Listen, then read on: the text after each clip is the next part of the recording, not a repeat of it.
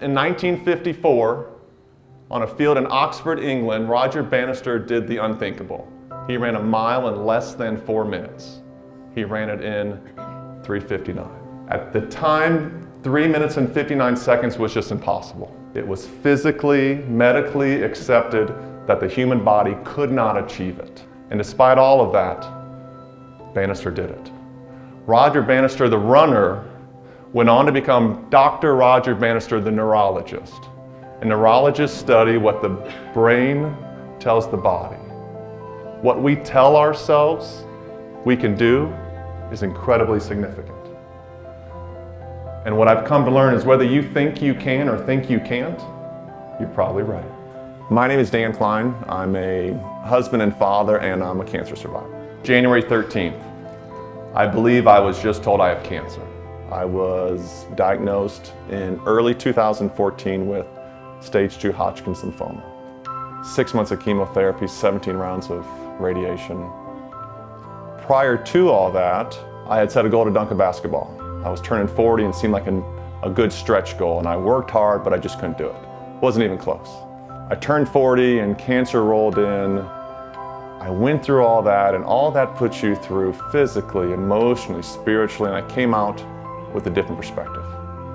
So I set that goal to dunk again, and I worked hard. And this time I got it. I got the dunk, but more importantly, I got that mindset and that spirit of, if I can go through cancer and dunk a basketball at the age of 42, what can't I do? So I set my next 3:59, and that was to do a marathon. I'm not a runner, I hate to run. I did a 5K once and hated every step of it.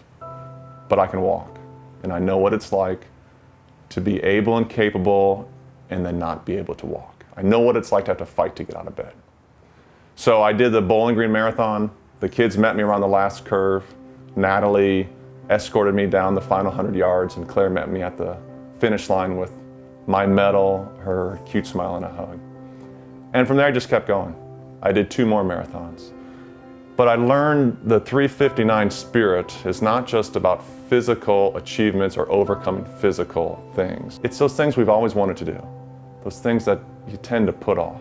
We always talked about doing a road trip out west, so we piled in the van and we did it. I always wanted to run my own business. I wanted to learn to play the guitar. But where this story really starts to pivot is how I saw the people around me affected.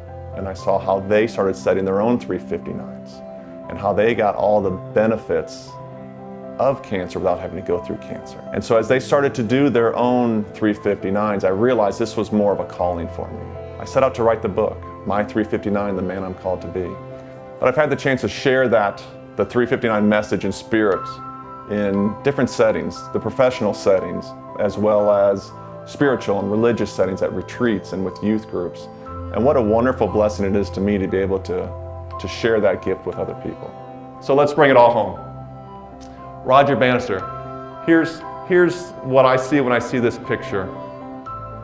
Everything, giving absolutely everything. I know how thin the margin is.